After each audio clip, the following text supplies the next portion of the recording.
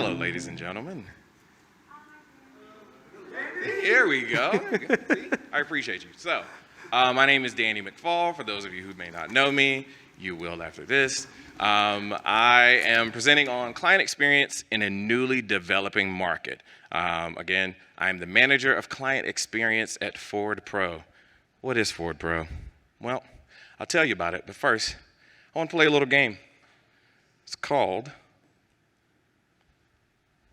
Who is your Danny and what does he do? So, I have about 20 years of experience. I was a client success manager for Cisco Systems, a client success manager for Verizon Business, and client success manager and also manager of client experience for Transloc, as in transit location. A lot of people say Transloc. Clearly, you don't know the great rapper Tone Loc. Transloc. Tone Loc. I then moved to manager of client experience at Ford Pro Charging. So essentially at Ford Pro, it's our electric vehicles department, and we deal specifically with the charging customers, which consist of, look at that, who is our client? Our clients are business fleet managers. So think of people that they're big businesses and they decide that they want to go ahead and electrify their fleet. They're going to come to us and they're going to get what's called depot chargers, meaning there are chargers that they need to have in their lots so that whenever people come to work, they can charge those wonderful electric vehicles. There's also home charging customers, which, check this out, they're chargers at your home. Same people that do the depot chargers tend to also have home chargers. So essentially, instead of, okay, we want you to come to work and charge your vehicle, what if you're a driver for a particular company, you have an electric vehicle, tell you what, you go and install it at your house, and then what we'll do is you can charge it there and you can actually charge the company. So all the electricity that you use will be charged to the company. It still goes in there. So a lot of Home Depot chargers, or a lot of Depot only customers also have home chargers. Now we deal with customers who have Ford vehicles and without Ford vehicles. We prefer the folks who have the Ford vehicles. Gee, I wonder why. But if you have a Tesla, we don't hate you. We question why you would do such a thing, but we don't hate you. So we can charge your vehicles as well. You just don't get the benefit of the SaaS system that goes along with it. So SaaS and hardware needs. So we install your chargers. We also have data that you can pull from the chargers. You can see how many kilowatt hours you're doing. You can get different telematics information from the vehicle if it is a Ford vehicle. Not so much for the Tesla. Again, we're not judging you. But these are things that you can get to go along with our particular brand. So first things first. Talk about building a golden relationship, because ultimately that is what this is about. And I know what you're saying. Is that two Arnold Schwarzenegger references? You're right. Hi, my name is Danny. We'll be here for a while. So building a golden relationship, the way that it starts out is that our sales team, they're the ones that initially contact the customer. They tell them all about our product. It's wonderful. It's great. They find out the information that's pertinent to the customer to make sure that we're going to go ahead and start to build that relationship. They can't do the whole thing, but they give us a good starting platform. So then that's where my team, the client success managers, which I manage 8 wonderful CSMs. If you guys see this, I told you I would say you're wonderful.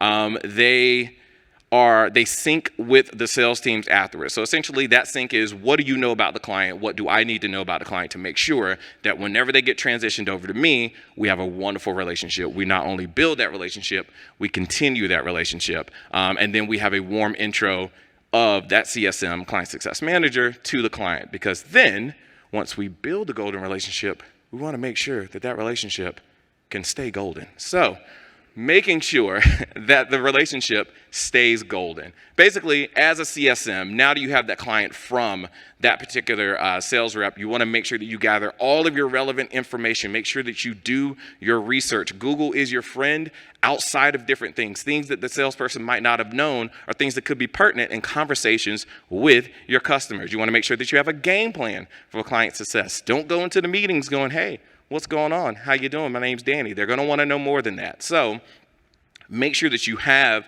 a game plan for it, but also listen to your client. There are a lot of our clients that they've been told, hey, we need to electrify our entire vehicle fleet.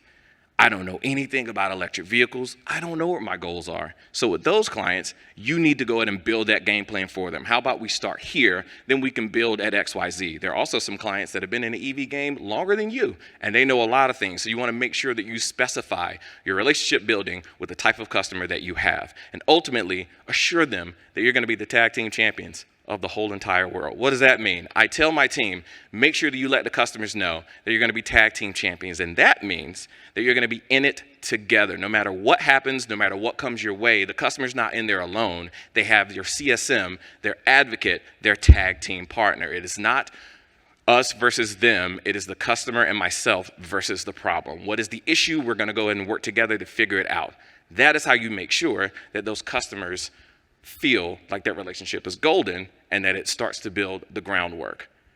4, customer success through unique challenges. Look at those Mighty Morphin Power Rangers. They're always together, right? Fighting crime, saving the world. That's what you want to have with your customers. Now, whenever problems arise, because ultimately they do, we will love in a perfect world for things to be great. We will love for everything to work the way that it is supposed to, but unfortunately, things happen. So what do you do in that situation? Don't make it complicated. Stick to the basics. Make sure that you are there for your customer. Make sure that you also remain flexible. What does that mean? If something pops up that is out of your wheelhouse, if you have a playbook that you're following and it says if A, then B, but the customer comes with Z, then switch to Z. Make sure that you figure that out. Work with your team. Don't work in a silo. Work with every other department that you have with you to make sure that you can meet those customers' needs, no matter how flexible they may be. And then also, make sure that you make a game plan. Make sure that you take notes as to what that was so that if that Z problem arises again, which they tend to, you'll know what to do next time.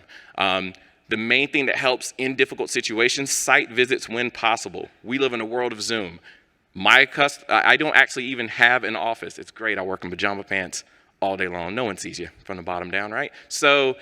But our customers do like a face-to-face. If you're having a difficult situation, if a customer's having issues with their software, their chargers, whatever the case may be, you cannot beat going on site to personally work with them to figure out what that situation is. Now, you don't have to wait until there's an issue. Do it beforehand. I encourage my CSMs to, if they can, go to the client and train them in person. Sure, we can do the depot training and all that good stuff via Zoom or online, but being in there with them, you build that relationship. Make sure that you also own your setbacks. When something happens that's out of scope, the last thing a customer wants to hear is that it's not my fault, it was this other team. To them, you are the team. I tell them, we are Ford. It doesn't matter if it was sales or billing or marketing or whoever it was that did it. They see Ford, we are Ford. Own that. Apologize for it and make sure that you know you're going to move forward. Give them a game plan and let them know this isn't something that's going to stop us. This is only a blip in the road. So, most importantly, remember that people are people. And I tell this to my team all the time. Now, if you may have noticed, I have a Golden Girls t-shirt. This is one of very many, but it is a part of my personality that I bring to the customers. I want to make sure that they know that I'm not just a representative that's helping them out, right? I'm not just a person on the other side. I'm not just a Ford employee. I am a person, and they are a person. And I bet when they clock out and they go home, they got a favorite TV show. They have a favorite video game. They have a favorite something, right? No matter what it is, I guarantee you that you can connect on it. And when you connect with a customer on a personal level, it builds a bond. It builds that customer rapport. So when something inevitably goes wrong, they're not going to immediately say, oh, this is crap. They're going to know, hey, you know what? Danny's got my back. We're tag team champions of the world. He's not going to leave me out here hanging, right? He's going to make sure that we take care of things, that we're going to get things done. And that is how you build on the rapport, right? They give you that padding that you need to make sure that you can handle the problem and you can keep the customer health at a green when it should probably be a yellow or a red. Why are they not mad, Danny? They really love my t-shirts. I can't explain it. So you keep them engaged. And with that, no matter what happens, no matter how difficult things may be, ultimately, when you build that relationship, when you treat people like people, at the end of the day, you don't want them to thank you for being a business partner. You want them to thank you for being a friend.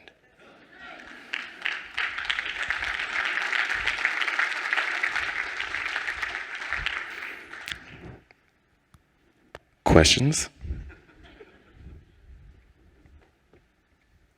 All right, so we'll use the app here for the questions. Any questions for Danny? I don't have another session, so if you don't have questions, unless you just want to stop me in the hall. Yes? Ooh. We talking from like the 80s, the same time frame? Listen, gotta go with Knight Rider, okay? To the point that as a grown man, as we stand here, do I have LED lights on my car? Do they go back and forth? Of course they do. Who are we kidding? So, yeah, absolutely. All right, great. Any other questions for Danny? Oh, there's a question over here. What? No? Where? Yes. I have two. Yes. I have Sophia the Chia, and I have Rose the Chia pet. Yes. And I also have Funko Pops. Mallory, did you have a question? Yeah, you mentioned you're working with all of your teams in conjunction as a team effort. Mm-hmm. Is that a formalized approach, or do you take networking? So it's working with the teams. So as it stands, the team is fairly new. Our Ford Pro Charging, to give you an idea of it, my 1-year anniversary with Ford was last week.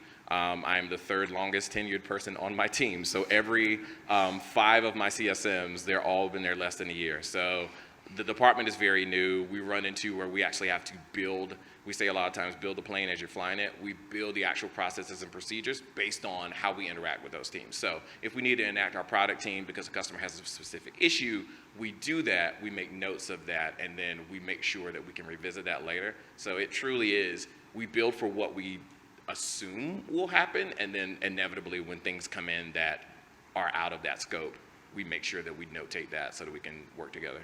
But fortunately, I have a great product team, sales team, all the teams really. So we work well together because we all want to help the customer, which is a very great thing to have if everybody's on the same team. So yeah. Great.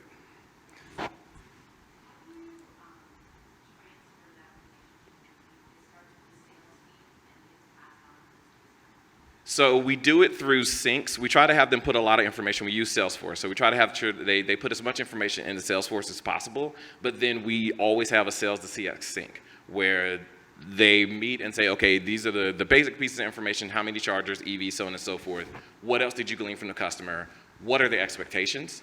What am I to expect going forward? So right now, since each customer is different, we don't want to have just, oh, they're a standard this person, because even if they're a construction company, they work different from 4 other ones, right? So it is a manual process, but I still feel like it's been the most beneficial to make sure that we get the most accurate information. So that's sync. Yep. And there's one more question on the screen. Are there things outside of your control, and how do you handle that? Oh, boy. All things tend to be outside of my control. On some days, it feels like.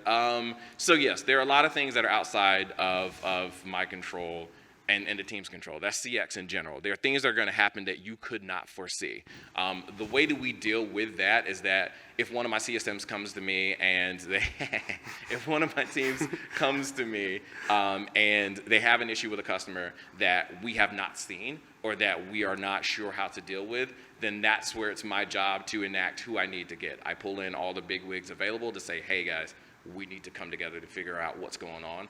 And since we are so new and our reputation, because the company was called Electrify before it was bought by Ford, and so we're still kind of a startup company that now has the reputation and the backing of Ford, so there's a lot of assumptions that like things work 100% A to B because you are Ford, and we're like, we are in Ford and we're still building our team. So with that, a lot of people are on board making sure that those things are taken care of. And I mean, why would you make me pick? Can I suggest that you answer the Golden Girls question at drinks? Yeah, I'm going to do it. The Golden Girl, the favorite Golden Girl and why, it has changed over the years, but as I become an older and older man, I realized that Sophia is my spirit animal. She just, I understand her grumpiness now. Before I was like, she's a mean old lady, and now I'm just like, she just wants peace and quiet. Makes sense to me. So, Great. Yeah. Well, thank you very much, Danny. I appreciate that. Thank Great you. insights.